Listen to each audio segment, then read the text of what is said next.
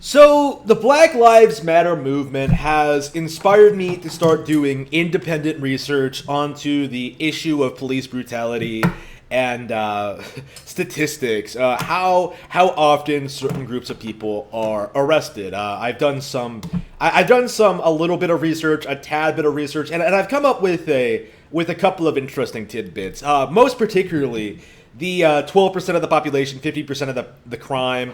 That statistic that people are citing, that's absolutely true. Like, black people commit significantly more crimes than the rest of the population, which explains the police treatment of them. And blacks sort of have developed this mindset that, like, the police are out to get them just because they're black and not because they're out committing all of these crimes as, like, a community, as a collective. Like, if you're a cop and you go after someone, a black person who looks suspicious or doing something they shouldn't be, they're probably committing a crime. You know what I mean? Like, that's just the reality of the situation. Like, there's a reason that black people are arrested so often. It has nothing to do with, like, racism or bias. It has everything to do with this specific demographic, their actions, and what society has to do to deal with them. There's nothing inherently wrong with that. As I've established numerous times on this channel, I have no qualms at all about how the black community has been treated by the police. There are no issues with that process at all. It's really interesting to see people, like, say the whole system is racist because black people are convicted of committing more crimes. That no one seriously stops and asks themselves, like, are they actually doing something wrong? And in every case they are. Like, George Floyd had just gotten done attempting to commit a crime. A lot of people are downplaying the significance of this, like, oh, it's just counterfeit money, it's not big of a deal, he shouldn't have been killed over it. Well, the death might have been an accident. Like, really, we don't know all the details, right? Like, Floyd was, like, high in public, he was, like, high on, like, meth and fentanyl and all this crazy shit. He had a criminal record. Like, there was reason to consider him a suspect of committing a crime. And that kind of goes into my other point, is that you can't take these out of context videos by civilians seriously, because they don't really it's like with any other field, right? Like, if you don't know how the process works or what you need to do to detain these people, like, sometimes certain steps look unnecessary or unreasonable. Like, if the black community, Black Lives Matter is to be believed, like, police shouldn't go after black people at all, because that in and of itself is racist. Like, you shouldn't detain these people. You shouldn't, like, have to physically restrain them ever. Like, that's brutality. We've been sort of seeing that with this entire movement, right? The entire riots, where, like, all these people are committing crimes, declare themselves to be peaceful protesters, and that, like, if an officer resists or fights back against them or tries to apprehend them, that's considered brutality by these people, which is completely absurd and should be treated as such. Definitely. They definitely need to clarify to the public that excessive force against criminals is absolutely necessary. There is this weird mindset, like, oh, all violence is bad. Like, that needs to stop. My research into these statistics, the reality, it led to, like, this really strange understanding. Well, for one thing, the police don't do anything wrong, but I've been expressing those views since the beginning. Honestly, since these protests started popping up in 2014, they've always been ridiculous. They've always been out of hand, and they're only getting increasingly so. And the only reason they're being enabled is for political reasons by Democrats to try and destabilize the country in order to ruin the president, essentially. There's no other reason for it than that, to coddle black people for political gain. They don't care about you at all. They don't care about what's best for you. They don't care about fixing your problems. They want to use you for their own political gain. So, uh, one of the things I noticed when I was looking at this, looking at these statistics, researching this, studying this, there are So one thing of note is that plenty of white people die to cops too. Technically more than black people. The issue with the whole black thing is that significantly more black people commit crime, so there are significantly more arrests per capita. So there are more white people in the general population, so there are more arrests, but there's a higher percentage of arrests of the black, like you know what I mean? Like compared to other minorities, the black community is way higher. So I was looking at these statistics, like comparing them and researching them, and like trying to isolate like incidents and coincidences, and doing basic statistic works. And I came to a really startling realization very quickly. Blacks kill each other way more than cops kill them. It's really interesting. Like, I think Chicago alone has significantly more gun violence than against blacks than the rest of the country. All the officer deaths, deaths by cop in the country combined this year, at least. I threw that. I had suspected that might be the case, but I went ahead and verified it, looked at the numbers, and that seems to be absolutely the case. Is that like these gang violences, these crimes, these random acts of violence? It's interesting, right? You don't hear the black community or Black Lives Matter advocate for the ending of gangs, or ending gang violence, or ending blacks killing each other. You know what I mean? Like, it's all about like destabilizing whitey. It's all about like going after the racist, going after shit like the Confederacy, a government that hasn't existed in like what 150 years. Like,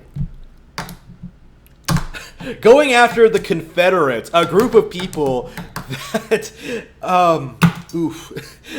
like what? Going after Robert E. Lee statues rather than like actually fixing real problems in the black community. Like really taking it upon itself to make positive changes for themselves.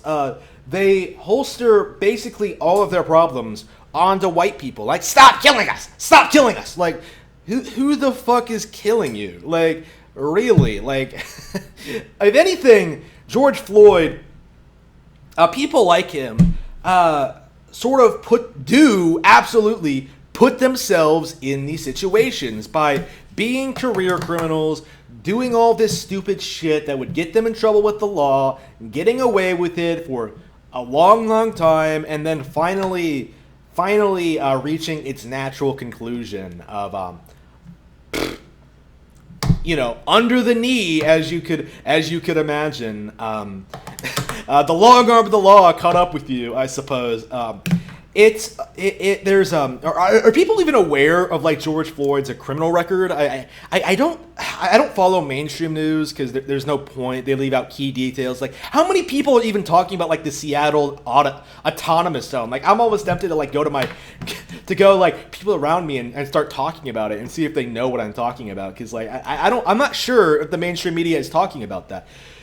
But I don't think. I do think the protesters are downplaying George Floyd, what he did, his criminal record, things like that, like trying to make it like a race thing when like it was an action thing, and I do think that's something that really needs to be acknowledged here.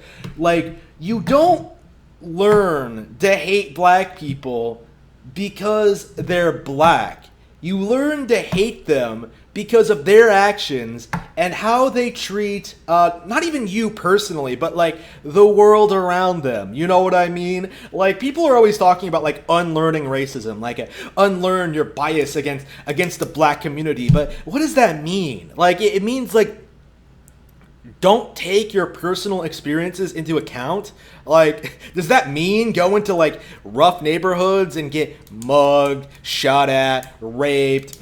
Like, is there any reason to like What benefit to society has there been in giving black people this kind of autonomy? Like, basically nothing. And now they're demanding, like, more free stuff. Like, they're demanding, like, the police to be disbanded so they can commit more crimes and take more free stuff. Like, that's their thing right now. Let's reallocate the funds for the police and give them towards black schools and the black community. Like, no. No. That is completely unacceptable. Like, if you want something, you can work for it. And I don't see black people really working for anything. Like, they just cry racist at the slightest provocation, like every single time. And it gets so frustrating and so nonsensical. You know what I mean? Like, they don't really acknowledge the reality of their situation. You know what I mean? And like, they don't have anything of their own because of their own actions. You know, like, people don't respect them because of what they're doing here, like destroying property, killing other blacks, looting minority businesses. People all over, not just white people. They're really, I think they're targeting basically everyone that's not black at this point, and going after, and plenty of people get caught in the crossfire. It's pointless. It's stupid, and really, I do think the government needs to stop enabling these people. The riots need to be cracked down on hard. These people need to be imprisoned. I'm not going to go full Fuentes and suggest they should have been shot like weeks ago. That's kind of ridiculous, I think. Fuentes is a piece of shit, by the way. Nick Fuentes is a piece of shit. But anyway, again, because it's not the fact that they're black that's the problem. It's the fact that they're doing this kind of shit constantly and expecting to get, like, rewarded for it. Like, I hate that. And the government should, there needs to be a way to stop people from donating money to these organizations. Because, like, how much money has Black Lives Matter as an organization made because of these riots that were completely unwanted? And Minnesota has, like, Minneapolis has the gall to ask, like, the feds for $55 million in rebuilding money. Like, no, you don't deserve shit because you allowed this to happen. Oh, and by the way, you can't blame Trump for this, right? Because really, it's kind of hilarious watching this. If you're in a Republican-dominated area, like I am, well, technically, it's complicated. If you're in a Republican-dominated area, you're fine. If you're in a Democrat area, you're in a shithole. Like, it's bizarre, like, watching these Democrat areas just explode. Like, literally just, I saw a video, a random gif of some random town, of just some guy driving by, like, all these looted stores, all these destroyed buildings. This entire building was on fire, and there was no one around, like, dealing with it. Like, trash was all over the streets. It looked like a third world country. Like, we really are at the point, like, where if you live in a Democrat-controlled community, you're essentially living in a third world shithole. Like, essentially. You're living in a place that was built by a more sophisticated, advanced culture, and you're just trying to constantly leech off of them persistently, like, without ever really learning how to adapt and how to evolve your own standing in the world, like, build your own economy. Like, it's a communist mindset. Like, we're just going to take things that other people make. Like, that's the reality these people are in. I think the Seattle Autonomous Zone is already in that situation. They've already been, like, looting other the local businesses. They've been doing all this stuff. I'm not sure. I'm wondering how long it's going to last. It's not sustainable, obviously, but I'm just curious as to how long this can continue. Really, at this point, The main reason the government doesn't crack down on it is because it would make them look bad in the eyes of the media, and I kind of do agree with this decision. This is one of the reasons I call Fuentes a complete retard, because he doesn't understand the bigger picture. Because everywhere outside of the looting, the destruction, the mayhem is perfectly fine. Like people what's going to happen is that these communists are going to double down in their communist-controlled situations.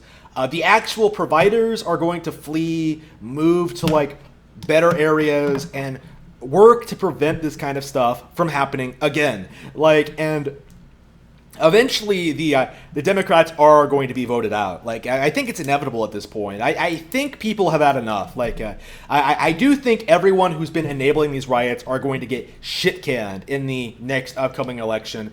Trump is going to demolish Biden. I fully expect this is going to be the biggest landslide win of any election in recent memory, because Biden is completely unelectable. I see more Sanders signs than I do for Biden, and that's entirely because people here want free shit. The poor communists in town.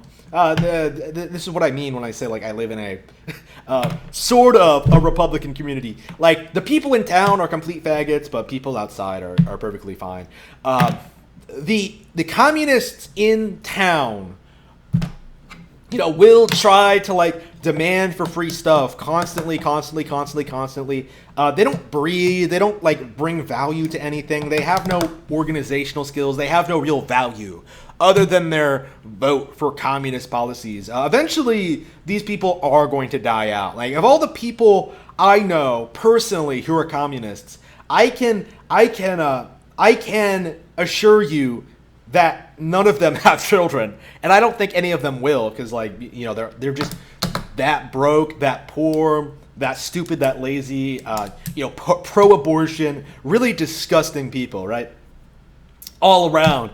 They're not going to breed, and I think that's going to be it. Is that the United States is going to become increasingly divided, but Democrats are going to become more and more confined to their shithole cities that are being ruined by their terrible policies. And I think more and more people outside of these communities are realizing just how terrible these policies actually are and how they devolve into these riots, because Black people are not rioting because they haven't been given enough stuff. That's simply not the reality of it. If anything, they've been coddled and enabled too much and told that whatever they do is absolutely right. So they're just going to riot, loot stuff, and the media and the government, local government, sort of enable it. You know what I mean? It's really pathetic. Really sad to see. And it really does need to stop. And I suppose the best way to start is just, vote Donald Trump back in November. Keep him there. Have him doing things.